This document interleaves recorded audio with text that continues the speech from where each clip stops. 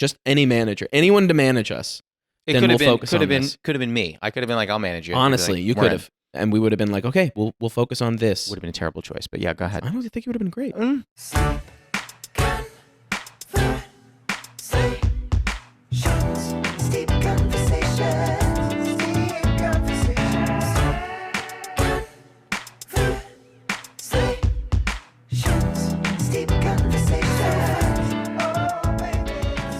Wait, so when you say the only person that knows Shadowboxers is you, is that coming out as a record, a playlist? So nobody knows the Shadowboxers but you is the name of, as of now, a sort of cumulative playlist. It's sort of like Okay. a cumulative mixtape. It's sort of continuously growing Yeah. until eventually it will become a 9 to 12 track, maybe more, actual mixtape / album that we put out. All of the music is songs that was written by the three of us, but the song was chosen to come out by just one person with no one, executive decisions. I mean, I don't want to cause any sort of stir, but I'm going to find the most judicial way to say this. Yeah. Is there any track that's made it on the playlist so far where one of you is like kind of seeing that going, oh, okay, well, that's not really what I want on there, but it's fine. I mean, I don't, maybe that energy, but nothing like, I can't stand behind Well, this. I feel like if you said that, no one would be like, I don't know Scott and Adam very well, but I can't imagine that Scott would be like, if Scott wants to put a record out and you go, dude, please know, that he's going to be like, no, I don't see anyone doing that. I feel like he'd be like, if it really bothers you, I'm not going to choose it. Well, absolutely. But that was the energy of putting out a record with your three, your two of their best friends. Yeah. So, yes, technically, I wouldn't want to do that. Right. But the whole reason that we did this project was so that if he really felt strongly enough about the track, I couldn't veto it. Interesting. That And was you're not literally the whole goal. And if something's come out in the past, it's not possible to be included. There have been a few times on the last record. There were a few tracks on the last record where people were like, if somebody would really fight hard for a song to make it on, you'd make a case. And, I think there are a few tracks that eventually people were conceded and were just like, okay. I don't get it, but I believe in you. And that sounds great. Well, okay, before we get into that, because I have so many things to talk about with Sure. your music and how we met, let me quickly talk about the tea. For the steepers at home, we are drinking Tay Company. Have you been to Tay Company? No. So Okay. this is in New York City. This is in New York City. Cool. So Tay Company's in New York City. We're drinking an Oolong from Tay Company. It's called 2028. It is one of my absolute favorites. It steeps at 195, steeps for 1 to 2 minutes. Absolutely lovely. But I was telling you, the reason I chose this for you is, and I don't know if you had said there was one before this or not, but the first live show I know of that you played was with your high school band, The Leftovers, and it was at Bowery Poetry Club, which is just over a mile away from this place. So that is why I chose this tea for you. Do you drink a lot of tea kind of in your journeys? More of a coffee person. I respect that. Here's the thing. I don't know why there's like this weird divide where people are like, well, I drink, it happens on both sides. People are like, I drink tea, I don't do coffee, or vice versa. And I'm like, oh, I like both. Like, I'm having this tea right now, and afterward, Jess and I may go get lunch, and I may have a latte. Like, I don't know. I think both are great. Me too. But so when you were drinking tea, you're always doing throat coat? I'm pretty much always doing throat coat. Maybe like 3 times a year, I'll sit down at night and be like, I'm going to have an herbal tea right now. Yeah. Because I'm doing work and I want to feel cozy. Mm. With all this lovely, lovely, amazing actual weather that we've had in LA. Dear Lord, yeah. Loved it. I sound so bad where I'm just like, ugh, Yeah, rain. It's been amazing. I was that guy. I got served hard by the algorithm. I literally went outside my apartment and I was like, oh, we needed this. And then I went back inside and I went on TikTok and I was scrolling. And like three videos in, it was just like everyone in LA, and a guy just goes out of his apartment and goes, we needed this. Yeah, they got you. Yeah. They've got you. Here's the thing. I complain where I'm just like, oh, they know me so well. And then I continue to feed the algorithm. I'm like, oh, this is so terrible. Let me scroll some more. Wow. You met Scott and Adam in a cappella, and then you were just like, let's do this. Yeah, I met Adam we were the two guys who got into our very a cappella-y suit and tie all-male a cappella group. Suit and tie. So I was in all-male acapella group. We didn't do suit and tie. Yeah, we were blazers and ties, As one has to do. as one has to do. That was my college sport. I have to ask, did you have a kitschy name? You must have. Of course. What was it? No strings attached. Of course it was. Of course it was. Yeah. Why wouldn't it be? Why wouldn't it be? NSA. We were the stereotypes.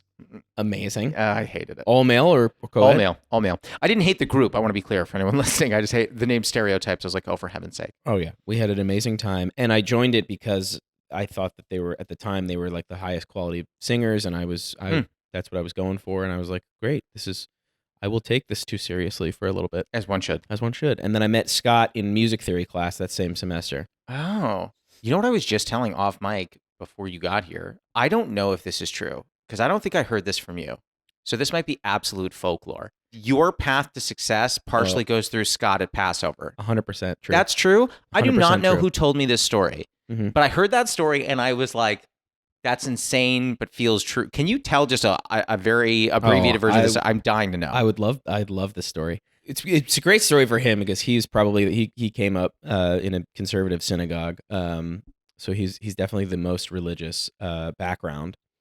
He was invited to a Passover Seder, and for those who aren't familiar, at the Passover Seder, traditionally the youngest person sings the 4 questions, these prayers, and Scott was the youngest person there.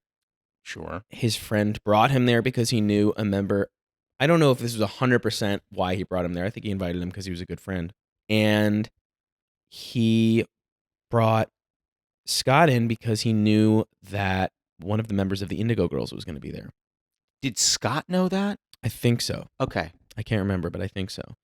And so he sang the 4 questions, and she was like, "Oh, you're a singer." He was like, "Yeah." And Dan was literally like, "Play your music." Did they have a guitar there? And he had a guitar, and he played her Scott played, I think, some of his own songs, maybe a Shadowboxers song, if one existed at the time. Yeah. It did, obviously. But like, and she was like, "Oh, we gotta come check you out." So she and Amy came to a fundraiser that we were playing on McDonough Field in Emory, and I feel so bad for this girl. Like, this girl in one of these sororities, hired the Shadowboxers to play her fundraiser. We took it over. Like we were like, "Hey, Sarah," or whatever. I can't remember what her name was, but we were like, "So I know that we were only supposed to play for like 20 or 30. We're going to play for like an hour." And we rented this sound system. We'll set it up, but this is kind of our show now because this is basically us pitching. I mean, I have to imagine she was like, cool. No, she was not happy about it. Really? She was like, I mean, that's not really what the plan was. And we were like, well, that's what the plan is now. Now that is the plan. That's the plan. The plan is shifted. And that got us a meeting with their manager. My God. And you also toured with them eventually, right? And then eventually, so that got us a meeting with their manager, who was our first representation in Atlanta. And the acts that he was associated with, he started out as REM's lawyer. So he was in with... Wait, whose lawyer? REM. Okay. The REM from Athens, Georgia. Well, I imagine when he dealt with them, they weren't shiny, happy people. Nice. Thank you. Nice. That's my time. That's why I do this podcast. Let's wrap it up. So, and then he went on to represent as a manager the Bangles, the Indigo Girls, Matthew Sweet. Love Matthew Sweet. That's a throwback. Yeah, we went on tour with him as well. Yeah. I didn't even know he was still touring.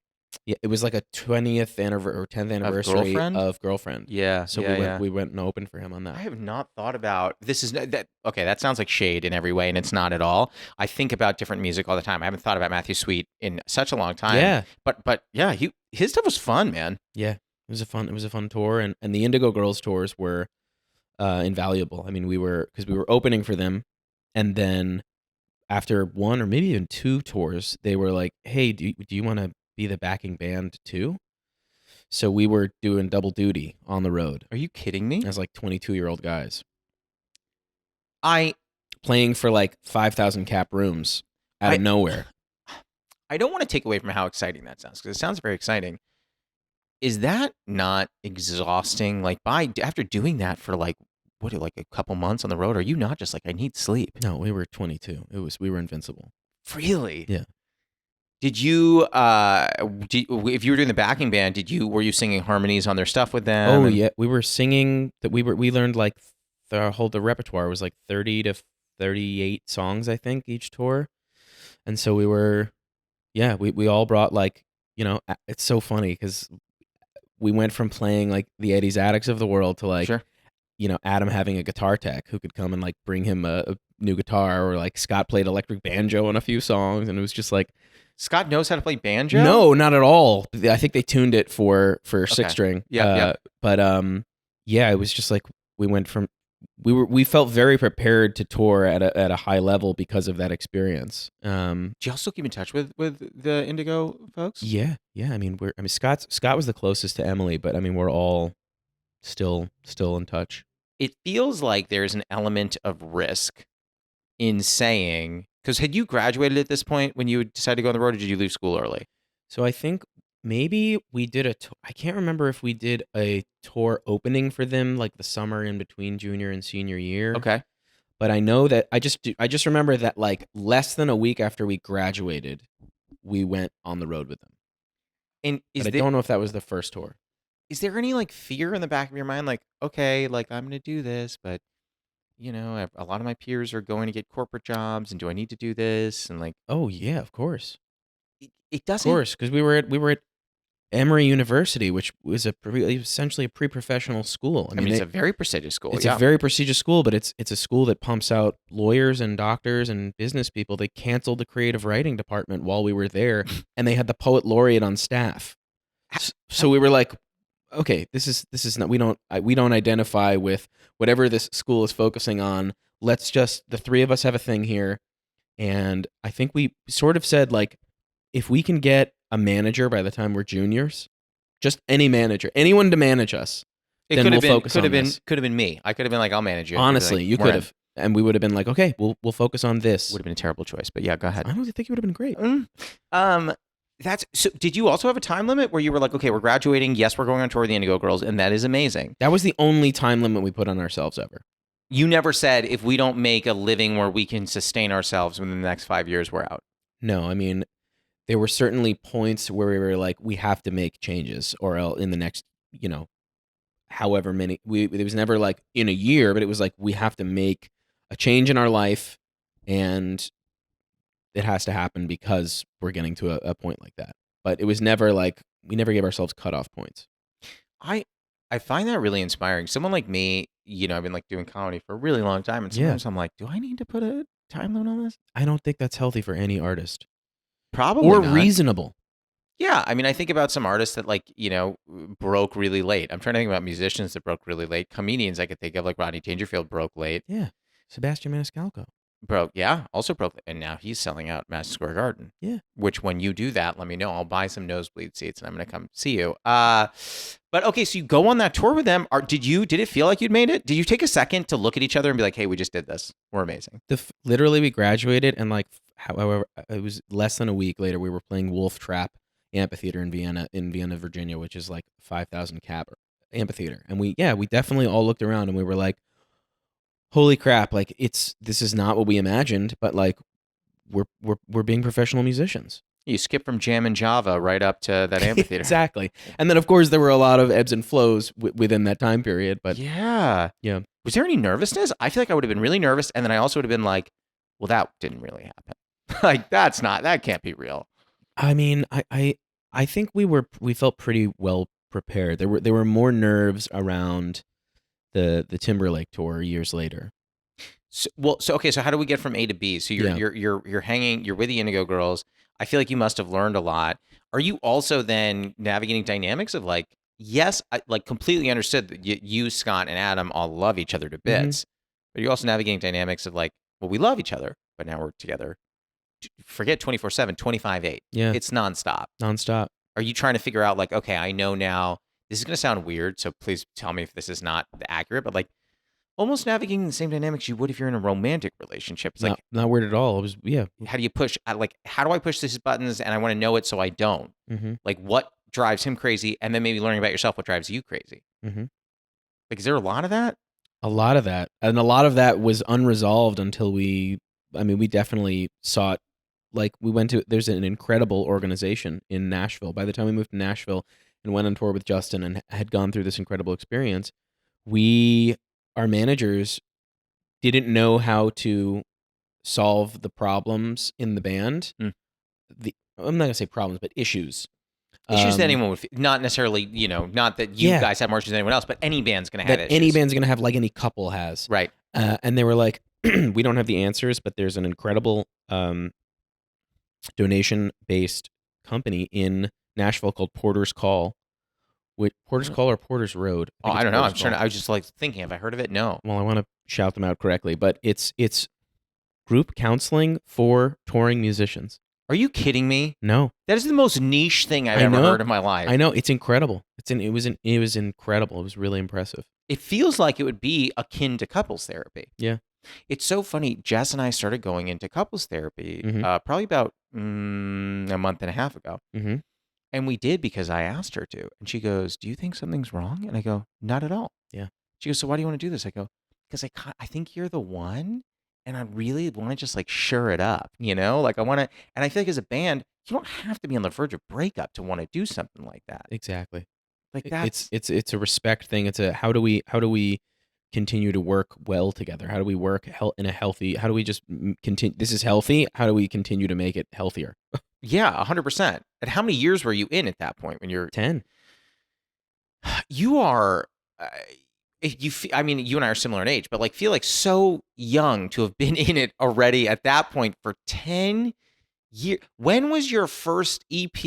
What year was that? That EP that was just the first three songs we ever wrote together was sophomore year of college, so like 2009. And it sounded. That's the one that I heard. Mm-hmm. That sounded good. Thanks. Yeah. That was done when you were in college? Oh yeah. That is crazy to me. Oh yeah. Mm-hmm. And because I know, did all three of those tracks make it onto your first record or no? Mm-hmm. So you liked them enough, even as years passed. You were like, these are still good enough. Let's re-record them. How many years between the EP and the record? The record was recorded. So after the Indigo Girls tours, we did a Kickstarter. We raised a lot of money on Kickstarter, and we went to a studio in Shreveport, Louisiana, run by Brady Blade, brother of Brian Blade. Why are those names so familiar to me? Incredible jazz drummers. Okay. And so he had this amazing studio in Shreveport, Louisiana, and we recorded the whole album live in like 9 days. Are you kidding me? No. No. So just we went back for like 4 or 5 days later to do a couple more songs, but yeah, we did the whole thing live. Just to explain to listeners who don't understand this about the difference between tracking individual and recording live, can you explain that a little bit? Yeah, so Red Room, which is an album that is no longer available online, but is coming back very soon, and it's wonderful. Thanks. I think in the modern day, most people will record piece by piece. You start with a beat, or you start with a chord progression and one instrument, and then everything adds cumulatively on top of that one at a time. Old school way to record was, well, you guys are a band, play the song. And we will isolate you as best we can, put you in rooms with glass so that you can still communicate with one another. We're going to mic up the whole room and, mic up your instrument and mic up your vocals, and we're just going to hit record. And then that's it, I feel like the pressure is so much higher in that scenario. It was, but we had just come off the road opening for the Indigo Girls. So these songs were all just like in the back. We could play these songs in our sleep. I mean, that's fair. But so we were very well rehearsed. Were you touring with, because the Shadowboxers, please tell me if I'm wrong, is the three of you? From a company perspective, yeah. And then at that time we were playing with a different rhythm section, but eventually Cole and Carlos were sort of like employees with equity in the company. They weren't just hired guns. Okay, so way more than that. So when someone says, "Oh, like who's in the Shadowboxers?" Is it the 5 or the 3? That was a challenging question, because from a business and promo perspective, we were like, let's keep it just the 3 of us. Got it. We tried for a little bit to include all 5 of us, because we were like, we're a band. We should have everyone should be in the promo. But I would say the 3 of us. Yeah. Okay. So but they were still as road worn as you were for those songs to be able to knock them out easy. Definitely. Interesting. So Definitely. You do this. You go in there, and are you like?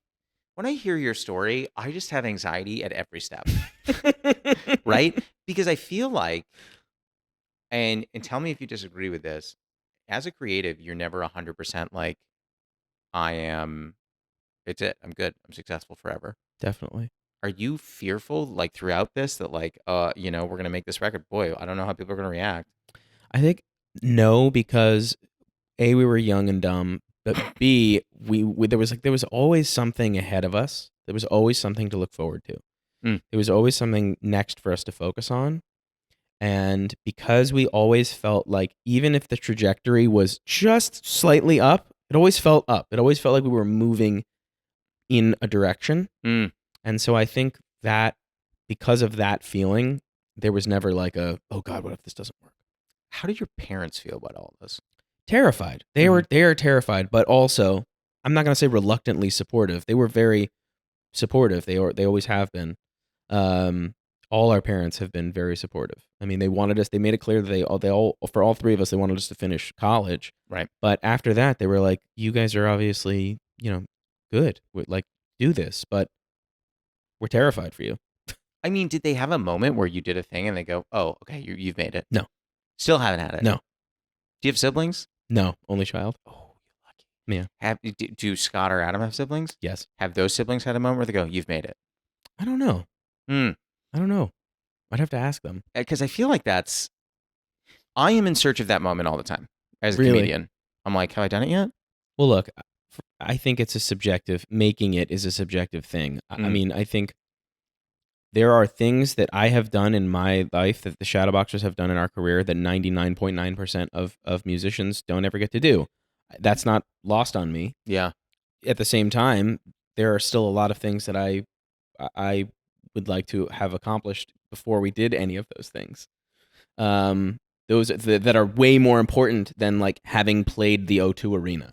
I mean, that's a big one. It is, but it's it's really cool. And you're like, we wanted to have like a Billboard Hot 100 track before we do that. Yeah, or like be able to play 600 cap rooms everywhere in the country where everybody knew our songs, not just like in key anchor cities. That was something we hadn't done.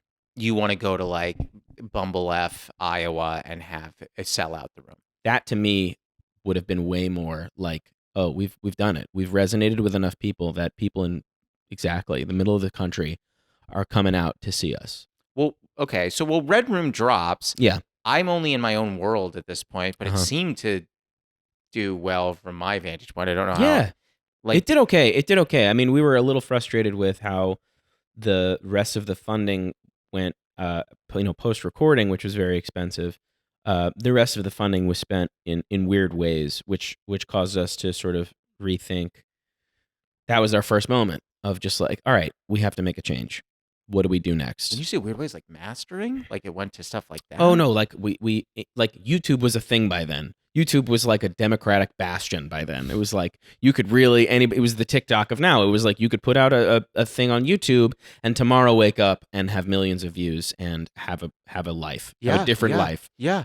And our management at the time was like not privy to that, and so they put a lot of money in promoting the songs from the record on like AAA radio, or getting a publicist and getting our music in like Pigeons and Planes and cool blogs. I remember Pigeons and Planes. Yeah, like and those were all great things, but we were like, we think there's a better way to spend this money.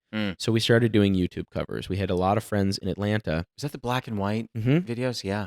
So we had a lot of friends in Atlanta from college who were, pursuing film in various aspects, directors, cinematographers, and they were super helpful in making very high quality covers that we did all around the city. Yeah. And like the fifth or sixth of those was a Timberlake cover, and we just tweeted it out at him, thinking no way he'll ever see this. Yeah. And he saw it. Did he get? What happens? Does he just hit? I mean, I'm guessing someone like him doesn't just send you a DM going, "Hey, how are you?" Oh, that is what happened. Oh, that seems crazy. Yep. He retweeted us, and then the next day we were in the crazy thing is we were in Nashville. And what's the song, by the way? Push Your Love Girl. Great song. Yeah. 2020 experience. First track. We're in Nashville playing a show that the two women who organized it would eventually be our managers. Amazing. Two women we love. Still managers to this day? No, we separated from them in 2019. Okay. We got the tweet that night we were all back at Scott's house, and we were all just like jumping around on beds. Because And, he like, retweeted. That's He huge. retweeted us. Like Haley from Paramore was just being like, "Yeah, this song's dope. These guys are great, Childhood crush of mine. Yep. incredible." Yeah. And then the next day we had a DM from him, and he wanted to meet up, and he was on tour for the 2020 experience, and we met him in like the Four Seasons in Atlanta like a week later. Were you supposed to be in Atlanta, or you were like, we will be in Atlanta? No, I mean we were back. We were in Atlanta still. Oh, I thought you said you were in Nashville when you said. We were playing a show in Nashville. Oh, got it. But we still lived in Atlanta at the time. Okay, and he was just like, I'll be in Atlanta, and you were like, we'll cancel whatever we're doing. Yep. We're like, we will get dinner with you on Tuesday. Were you nervous? Very. How'd it go? This is one of the best things. We get into the Four Seasons Hotel. We're like all nervous, and there's like a lower lobby and an upper lobby. So we like walk up to the upper lobby, and Justin, I think, comes out of the elevator and is walking towards us. For us in like slow motion. Sure. And Wind blowing in his non-existent hair. Yeah. Yeah. And behind us, walking up these stairs, he sort of pops out to the side of us, and Justin is this other person who we didn't see because we were fixated on Justin. And Justin is walking towards us, and all of a sudden we see his attention sort of turn there, and he's like, "Oh, hey, Charles," and it's Charles Barkley. What? Yep. And the two of them just say hi to each other, and then turn to us, and they're like, "Hi." So my introduction to Justin was me being like, "Hi, Charles Barkley," and then. What? And then talking to Justin. I listen, I'm sure the chances are 1 in a bajillion, but please tell me that Charles came to dinner. I wish. No, he didn't. He went on his merry way. That is too bad. I know. It's crazy that they're friends. Yeah. I guess maybe friendly. It's not. Yeah. So you go to dinner the whole time. Are you just like, how are you? How are you, Justin? He diffused the situation so quickly because, like, yeah, I think at some point early on in the night we were like, obviously you're one of our heroes, and he was like, no, I appreciate that. He was awesome. He was just like, that's great, but like I'm here to talk to you guys as like artists, as an artist, because I saw what you guys did, and then I went and checked out your music, and I think you guys are great, and that's why I want to talk to you. And we were then That's immediately really cool. He was great, and we were immediately like, oh, this guy's down. He's cool. We can actually talk to this guy. That's crazy. Yeah. I want to get more into that story, Sure. but I would love to first hit our first segment. Yeah. Are you ready for it? I don't know. Good. It's called the Newly Friend Game. It's like the Newlywed Game, but we're friends. So here's what we're going to do. I'm going to ask you a question. Mhm. You have a whiteboard right there. You are going to write down your answer. You don't tell me. You're going to write it down. And I'm going to see if I can guess what your answer is going to be. Similarly, we will do the same thing for me. I am debating because I have two different questions that I feel like would work for you. And so, you know what? Here's what I'm going to do. I'm going to tell you which one I'm not going to choose, and then we're going to go to the one that I am choosing. The one I'm not going to choose is I was going to do with you your favorite New York City venue to perform in. I think that's a good one. I'm going to give you a choice. If you want that, we'll go back to it. But the one I'm going to choose instead is, what is your all-time favorite Stevie Wonder track? And don't say it out loud. No, of course not. But which question would you rather have?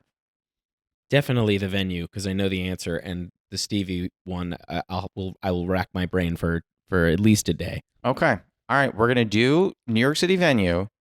I'll answer both, but Yeah. Okay. All right. I'll answer both too. I will answer both too for you, and we'll do this. I'll do the same questions as you're doing. Favorite New York City venue. So write that. Does it have to still exist? Well, that's gonna cheat because then I can guess what it is. I guess we can, for the sake of this, let's say it still exists, and then we'll talk about the one that I think you're thinking about in a second. Okay. So do your venue, and then do a Stevie Wonder track, and I'll answer I'm going to answer for what I think your answers are, and then we can do what you think my answers are. Great. I'm going to kick myself if you said the parentheses venue that I just wrote down. But I'm going to read, we'll flip the boards on 3, and I will read both of our answers and see if we got either one right.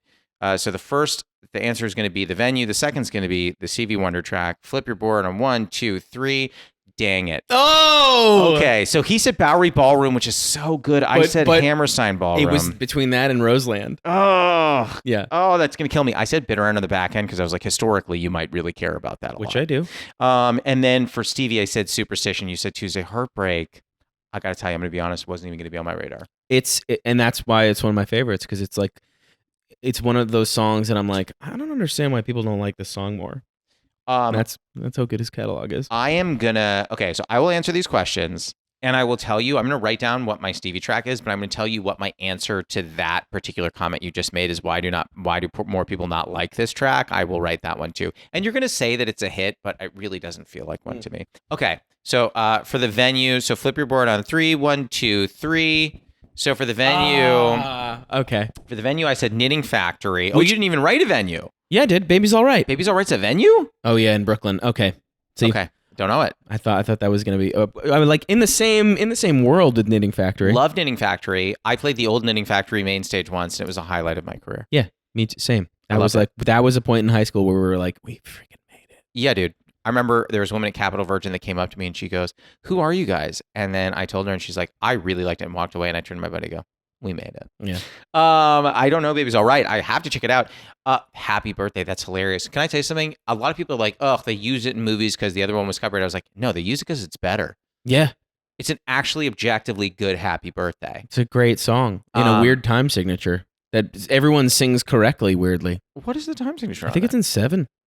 No. Happy birthday to ya. Happy birthday. Oh, wow. I think it's in a weird time signature. Yeah. Love that. Anytime I think about weird time signatures, I think about like Dave Matthews Band. He just does time signatures for fun. The song, my favorite is Signed, Sealed, Delivered, but which everyone's going to say. But the one I think that not enough people celebrate is As. I totally agree with you. I think that people are like, oh, that's a hit. But I'm like, it's not. Most people don't even know what the name is. They call it Always when they do reference it, which is not right. And one of the great outros. Did he? Yeah, absolutely. I don't even think, did he release it as a single? I think so. I mean, it's definitely a featured track off Songs in the Key, but Songs in the Key, in my opinion, one of the best records ever made. Definitely. I think I might be wrong on this, 19? He was very, very young. So you meet Timberlake, things go great, then what? Then what happens? So then we moved to Nashville. We let go of our management in Atlanta, and was that hard? Because you're still young at that point. That's an adult decision to make when you're younger. It wasn't. It was like, no, it felt like what I would imagine it feels like when somebody gets a new job and gets to quit their old one and is just like excited to go into the boss the next day and be like, yep, I'm out. Here's my 2 weeks. Oh, so you weren't like, hey, we really liked you. This was fun, but like. No, we had been frustrated for a long time and knew that it was not a right fit and that it was just a first step for us. And, you know, definitely knew that it was something. There's a law in the state of Georgia that states that your legal representation can also be your management. So he was also our lawyer, which we were like, this can't be good for us. No. And I hate everything you just said. And when we let him go, it was like some classic, okay, well, we're going to gaslight you and make you guys feel bad about this decision. And then also, here's all the money that you owe us that you didn't know about. That they had, it's like one of the team members had gone and visited us while we were recording and stayed at a hotel and of course, billed us for it. So, stuff like that. Did you see the movie Elvis that came out this past year? And that moment where Tom Hanks is like, cool, here's all the money you owe me. It was just like that. Yeah. Yeah. So that was frustrating. And you couldn't fight that because you're like, we're going to put our lawyer on this. He goes, I am your lawyer. Exactly. So that was a good thing to get out of. I agree. Love that. I want to say this. I never cared for him. Yeah. I mean, hey, look, much respect to him for giving us a shot. And, sure. and I wish nothing but good things on our original manager and his family. They're all great. Such a mensch. But we were definitely happy to stop working with him. And then moved to Nashville. Cole and Carlos, who had been playing with us, they played with us on the last Indigo Girls tour. They were like, yeah, we'll drop out of college and move to Nashville with you guys. They were still in school. For music. So all the professors were like, you're on tour. Get out of here. Go. Dude, this is what when you're in school for. Go. I mean, Mayer dropped out of Berkeley. Yeah. Works. So We moved to Nashville in 2015. It was like a 9-month contractual negotiation with Timberlake, who wanted to start a sort of development company. And so during that time, 9 months that you had to go through back and forths? yeah, because it was essentially like the first contract they dropped on us was like, it was like somebody had gone into Johnny Wright's file cabinet from 1998 and had been like, this is a boy band contract. It was like Lou Pearlman stuff. Yeah, it was like, it wasn't that bad, but it was like, since no one had put in, it's not like anything had been tailor drafted for us. It was like a pretty standard thing, and so we had to cut out. There was a lot of back and forth. Yeah, you're like, we're not going on tour with Mandy Moore. Exactly. I don't know why this is in here. Yeah, and so like we lawyered up hard and got like because our managers knew that we needed to get a good lawyer on this contract. Yeah. So we got a big lawyer, and then, you know, Timberlake obviously is an incredible lawyer, and they were like, oh, they got this guy. So that's why it was a 9-month, oh my God, negotiation. Did you guys and Justin stay out of it? You're just like, let the lawyers deal with all this. Absolutely. That was buds. Like the best thing is that we always retained a creative relationship. That's the game. That's the game. That's why you have lawyers. Keep the business and that stuff out of it. Did you, because you mentioned when we were off mic, you had said kind of like there was a bit of a style shift. Mm-hmm. Did you want it? Oh my gosh. It was for me particularly, it was like the biggest relief. Because I loved the music that we started out playing, but I didn't quite identify. It wasn't the music I wanted to be making. Sure. I was like, great, we're a harmony band. You know, Crosby, Stills, and Nash is a vibe.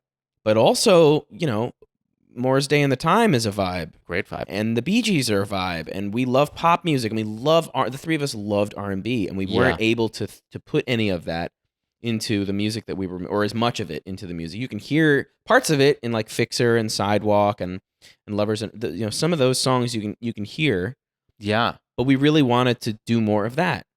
So this provided us an opportunity because we were like, great, this is a guy, no one gets this better than Justin. Yeah. So let's start making music like that. And that was very exciting. Hot Damn felt directly like a Justin catalog song. Yeah. I want to say, oh my God, I'm forgetting this. This was my favorite song in that record. I think it was called Build the Beat. Build the Beat Back Up. So Build the Beat, that's like prime, that's like 2016 Nashville. Like we had that song and Woman Through the Wall. Those were like the first sort of that era, post Red Room. This is the type of music we want to make. That wasn't Justin. Build the Beat Back Up? Up? I mean, that's like we had started talking to him, but like we just put that out because we were touring and we had like no new music out. And people were coming to shows. And so we were like, we have to put something out. So we had that song. It's so funny. That song was so early days of Spotify that we just like pitched it to Spotify and they put it on Best New Music. So, okay, so that happens right around that era because that song slapped. Thanks. That right around that era, then you do Hot Damn and all that other stuff, and you were really happy. Were the other guys happy with the direction? Yeah, but as I was saying earlier, like, so there was Build the Beat and Woman Through the Wall and a whole bunch of other music that didn't come out that is now coming out. Okay. Similar sound or different or more older? I think so. I think similar sound, but I mean, I'll leave that up to the listeners. But okay. Yes, eventually we were like, cool, let's take this even further and really take this sort of beyond not just our R&B aspirations, but like our pop aspirations.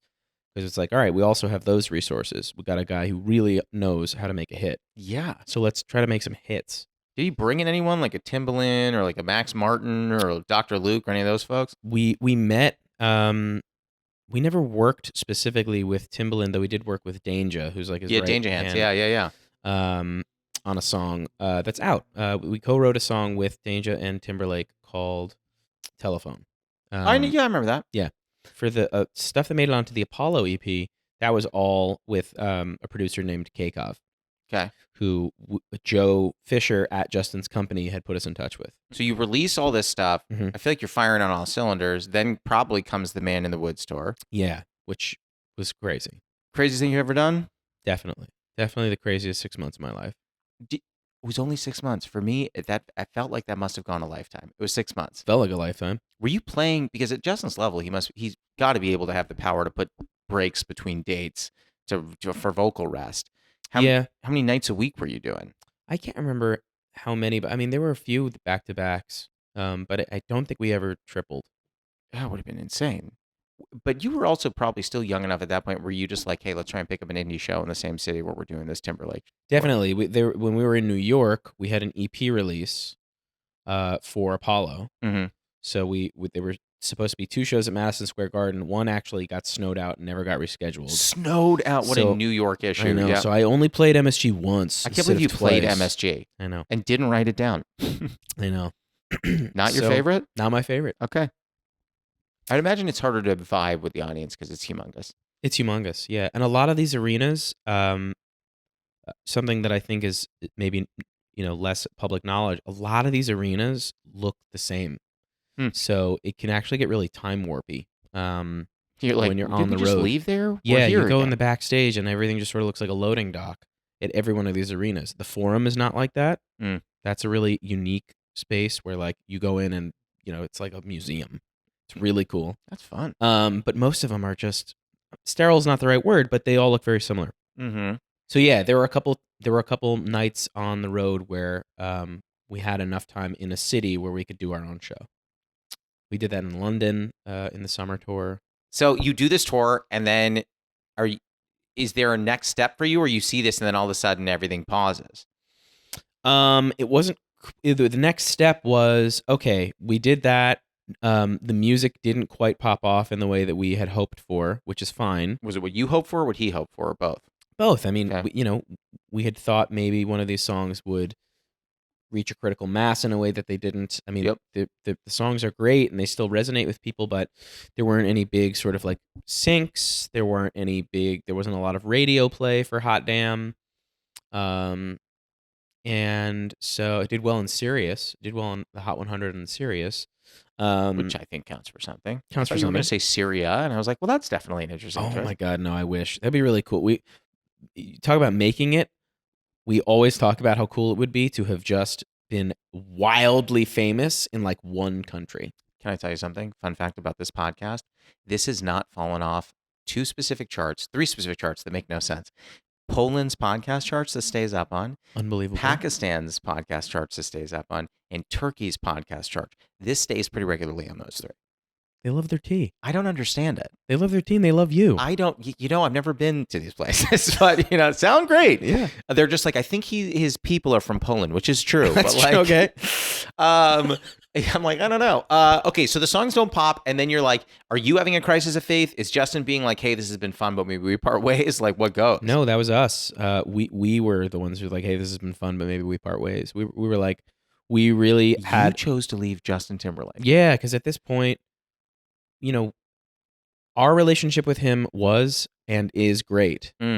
But we signed the deal with him in like 2014. Then it took us till 2018 to get on the road with him. And, that took us from being 24 to being 28. Huge jump. It's a big jump. Like, we didn't want to have to wait that long again for something else to happen. We just wanted a little more control over our lives. And we were like, from a musical and artistic perspective, I think we were like, there's sort of a period of our music that we felt like we skipped over, and we'd like to go back to that and really make a record that feels authentic to us, like 100%. The music that we started making felt authentic. The music that we made in Apollo feels authentic, but they all feel sort of like the extremities of our interests, and we wanted something that was more of a bullseye. So at this point, Adam had put in his 10,000 hours, and like, he was like, I can produce a record, and we believed, and we had faith that he could. Yeah. Did Adam produce the whole record? So Adam produced The Slow March of Time Flies By. We moved out to LA, what and doesn't this guy do? I know. Go ahead. He's very talented. You all are, but I'm just like this guy who's already like as I mentioned earlier, like I don't think I said this in the mic, but like love his guitar work. And he's just like, let me produce a record. Okay. Yeah. Yeah. The only problem with him producing was, it puts a creative limit on you when you're wearing that many hats, and especially a hat like that. So he didn't do a lot of writing for The Slow March. He only has 1 or 2 songs that was like an Adam song. So yeah, we felt like we had both sort of outgrown the situation with Justin, and felt like Nashville had sort of shown its true colors in the sense that like Nashville is an incredible music city for country music, and there is a lot of other talent there. There's a hip hop community, there's an R&B community, there's a pop community, but one of the only music infrastructures that works well is country. Sure. That is a system. It is airtight and it really freaking works. It's literally like, hey, if the industry decides this person's going to be successful and we throw enough money at this thing, we can make them successful. But then you come out here and you do that record, and then Yeah. how does that feel? Because now you're doing a record. You've left Justin, which feels risky, but also the right decision. Yeah. And then that record comes. How's it go? Yeah. So, I mean, it was, from a creative perspective, an achievement that the three of us made this album together. And it was like we made a record that was exactly how we wanted to make it. It was great, by the way. Thank And you. I'm not buttering your bread. I Thank think I you. would tell you if I didn't like it. We're all very proud of the Slow March. And it felt like, hell yeah. Like, it sucks that it took us 10 years to get to this point where we like finally made a record that like, this is it. This is us. This is the Shadowboxers. And we were really excited to just get back to playing our shows. You know, like the tour we went on before the tour with Justin, the Time Zone tour in 2017, was basically the best time of our lives. It was just like we were playing to the audiences who were there to see us. We were playing the size of venues that we were like, this is great. This is actually sustainable with these guarantees, and it can only get better from here. And we were really excited to get back to that. Yeah. And the album came out in like May of 2020. Oh. So we lost all the tour. We had a whole bunch of press lined up. Oh. And I didn't realize that. yeah. So it went from we've had a lot of great luck, and that was some bad luck. And it was just a bit of a bummer. So where we're at now is the past like year and a half, we've been sort of slowly putting out singles that are all from that Build the Beat era. The project now is sort of this like cumulative mixtape called Nobody Knows the Shadowboxers But You.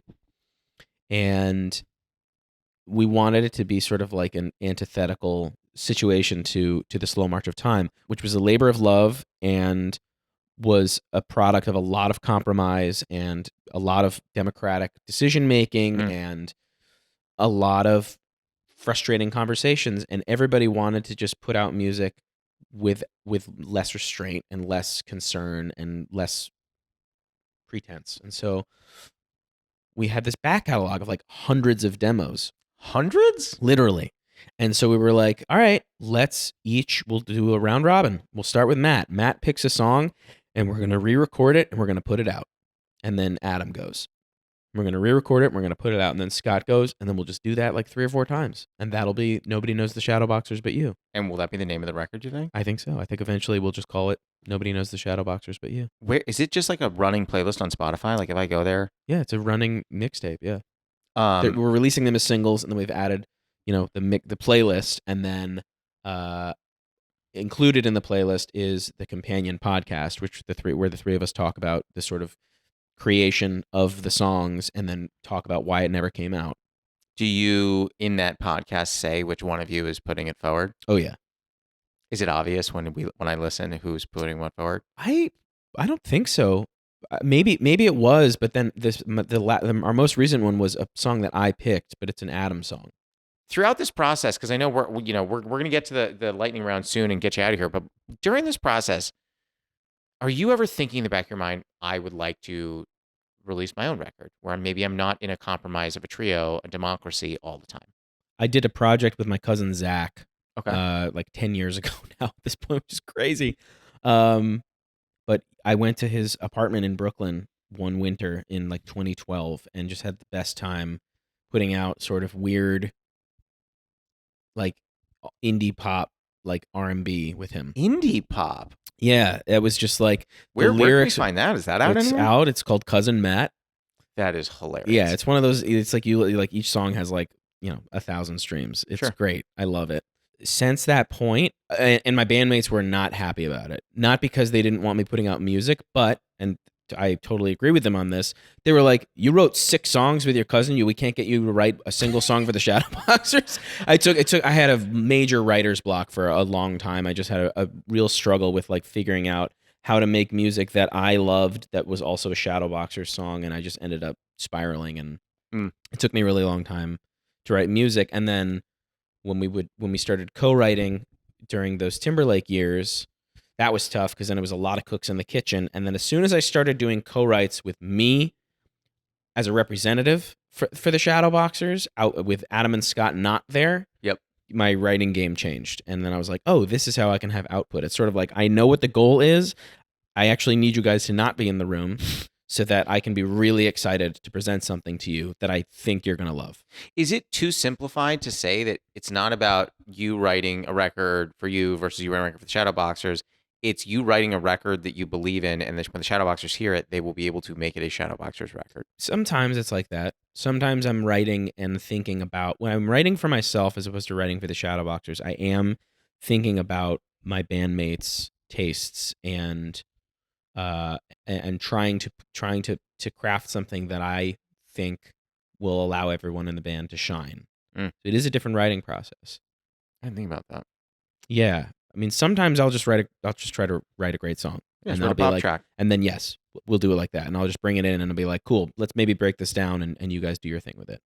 Yeah. The most interesting thing about the pandemic was, for us creatively, we found, after holing ourselves up in a studio together and like living the dream of just like waking up every day and going to the studio, we actually work better isolated. We work better with, instead of all of us working on the same thing at once, somebody does something, passes it on to the next person, passes it on to the next person, passes it on to, and then you have a final product. Because it just provides all of us the freedom to be like, cool, maybe I don't need to be in the room to listen to Adam fumble this guitar solo 30 times that I know he's going to nail, but it's going to take him 30 takes. And the 30 takes are the part that no one sees, no one needs to see. Same thing. No, Adam doesn't need to see me mess up a lyric or mess up a vocal 30 times. And I don't drive him crazy. We just drove each other crazy. So this is a better process. So now that you did this experience, going back to what we were talking a little bit about before, where you did that Cousin Matt thing, have you thought again about like, do I want to do anything solo? Yeah, so that's where I'm at now. So now I'm focusing on both writing for other artists and great. I also I have 2 solo projects now. So 2. You went from none to 2. Went from none, or is from none one to 2. Cousin Matt part 2? No. Kind of is spiritually. So one project which I started putting songs out for in November of 2022 is, I'm going to call that my side project. Yep. Which I did with a guy in Nashville who I started writing these songs with back in 2018, weirdly, when we got off the road with Justin. And I was like, I need to do something different creatively. Sure. And my publishing company put me in touch with this guy who I couldn't believe lives in Nashville. He is his name is Jamie Liddell. Wait a minute. And didn't he release like a successful single? Like, was it? No, he's not Multiply. Yeah, that's Multiply. Oh, he is Multiply. Mm-hmm. You worked on songs with him. Yeah. He was good. He is. He's fucking incredible. He's like one of my other musical heroes. And the name of that project is what? The name of that project is Sinjin Jaguar. How do you spell that? Sinjin, which is the phonetic pronunciation of Saint John in Old English. Oh, obviously. That's what I was thinking the whole time. Yeah. I looked over to Martin. He knew. Yeah, you know. So that's just like our weird little art project. What does it sound like? Future indie R&B. I'm intrigued. So that's one of them. What's the other solo project? The other solo project, is which it just Matt Lipkins, is hey, if you like the songs that Matt Lipkins sings lead on in the Shadowboxers, then you'll love Lippy. Wait, is it actually called Lippy? We're gonna call it Lippy. Yeah. You said we. Is there more than just that was you? a royal we. Okay. Yep. When does that music come out? So I was conflicted because I love both of these projects and I wanted to give them both a moment to shine, and I felt like, oh God, if I put them out overlapping, like I won't be able to do them justice. But because they're such different projects, Sinjin Jaguar is like, I'm trying to keep my face out of it. I'm trying to make it about the music, and I have a distribution partnership with the company that gets it, and like Lippy will be me with my face using social media, leveraging our fan base, and really trying to play shows as often as I can. And I've got 8 songs, 2 or 3 of which are mixed. So what does that sound like? It sounds like just the like am I going to get like Build the Beats? Am I going to get Fixers? What am I going to get? You might get Fixers. The goal for me was And I really don't think I don't think we've yet nailed this bullseye, but I'm still hoping that we can. I'm doing it with a friend of mine in Nashville, a guy named Lewis Johnson, who is an incredible artist himself. He was in a band. He is in a band called the St. John's in Nashville. I don't know if you know the Old English pronunciation of that. It's I don't know if you knew that. The St. John's. Yeah. Yep. And he has his own solo projects. One's called Lonus. He's just really talented. And he built out a studio in his backyard in Nashville during the pandemic. And a little over a year ago, I was just in town writing, and we'd never written together. We've been friends for like 12 years. And you did, and it just worked. And it just worked, and a light bulb went off, and I was like, oh, Lou, like, do you want to work on my solo project with me? And he was like, yeah, absolutely. You're like, I don't know if you've heard of Lippy. Like, we're going to be big. We're going to be big. So I've made about 6 or 7 trips last year and this year, and I'm going back in 2 weeks to basically finish up this batch of music. I cannot wait for that. Yeah. I have 1,000 more questions, but I know we're running up on time. So do you want to hop to the lightning round? Up to you. Lightning round or more questions? Up to you. I mean, let's get to the lightning round. Let's do this. Okay. 5 questions. They're fast questions. They do not have to be fast answers, as I explained to you earlier. Mm-hmm. Question 1, what is a favorite ritual of yours? So even maybe before a show. Mine is like, I like to brew tea in the morning. It makes me happy. Yeah, I think Lou and his lovely wife Meg got me a like a Chemex as a thank you. Just like a pour over for like making pour over coffee. You know, the glass thing. Yeah. And I used to hate the taste of pour over, and then I stayed at their house so many times, and that was the coffee that we were having in the morning, and I was like, crap, I like this. Yeah, go into it now. And they got me a Chemex, and it's just like I wake up, and it's really nice to just put the water in and heat it up and grind the beans and make my coffee in the morning. I love that. It's a great answer. It's pretty basic. What is a running bit you have with a friend or partner or bandmates that makes you laugh?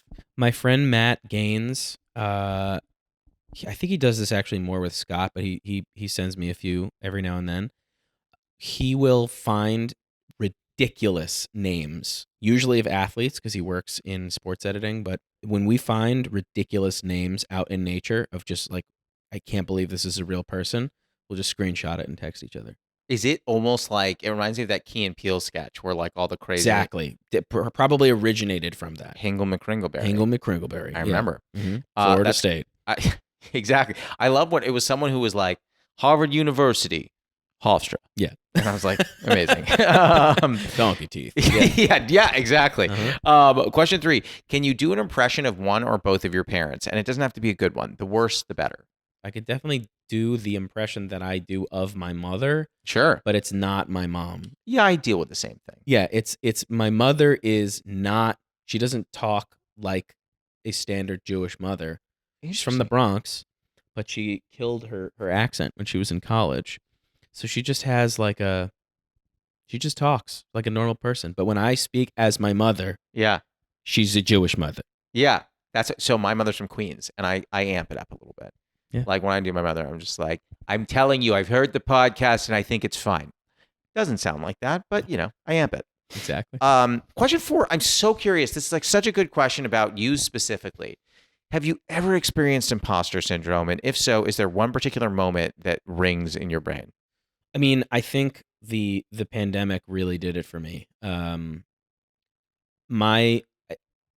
Look, everyone faced all sorts of incredible struggle between 2020 and the last 3 years, and it was less imposter syndrome for me and more just that like my life very much changed in terms of the way that I was interacting, the people that I was interacting with from a day-to-day basis changed completely. My lifestyle changed completely. So much changed and stopped for me that I think getting back into this. Oh, and then on top of that, I would like go to some writing sessions.